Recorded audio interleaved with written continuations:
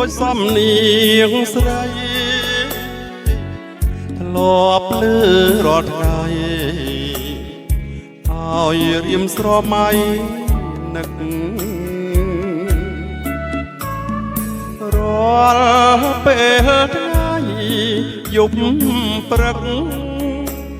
នឹកអើយសានឹករលឹកមាសស្ងួននួនធ្លាប់ស្នេហាស្រណោះរៀងដូចចំរៀងស្នេហ៍បងច្រៀងបំពេ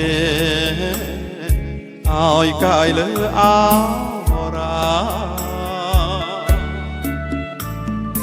អីលើបាត់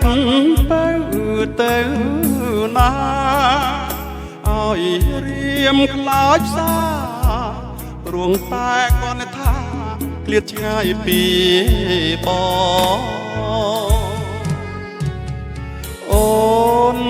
ផ្លេចហើយផ្លេចក្នាយកុំសត់អូនផ្លេចបត់ដែលរៀមបំពេនួនល្អលិចមុងពុកខ្នាយ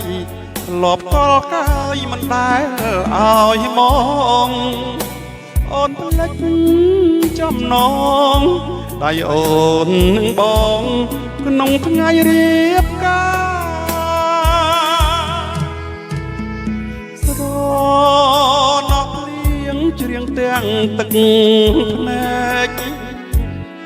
ច្រៀងរឿងសង្វាចរឿងជីវិតខ្លោចផ្សាថ្ងៃនេះទៅមកកំព្រាវេទនាដួងចិត្តជីវិតឥតន័យលុះថ្ងៃអើវសាន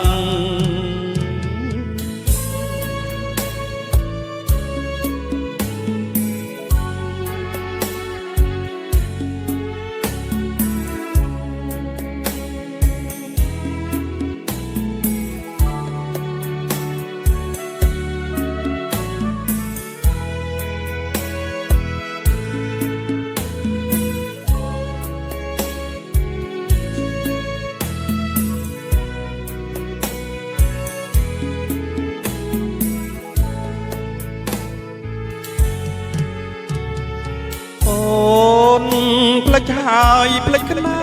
យកុំសត់អូនផ្លេចបត់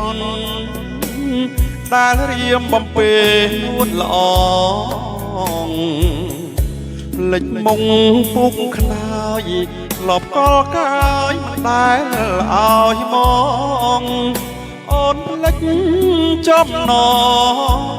ដៃអូននឹងបងក្នុងថ្ងៃរៀបការស្រណោះភ្លៀងច្រៀងទាំងទឹកភ្នែកច្រៀងរឿងសង្វាចរឿងជីវិតខ្លោចផ្សាថ្ងៃនេះទៅមកកំព្រាវេទនាដួងចិត្តជីវិតឥតន័យលុះថ្ងៃអើវសា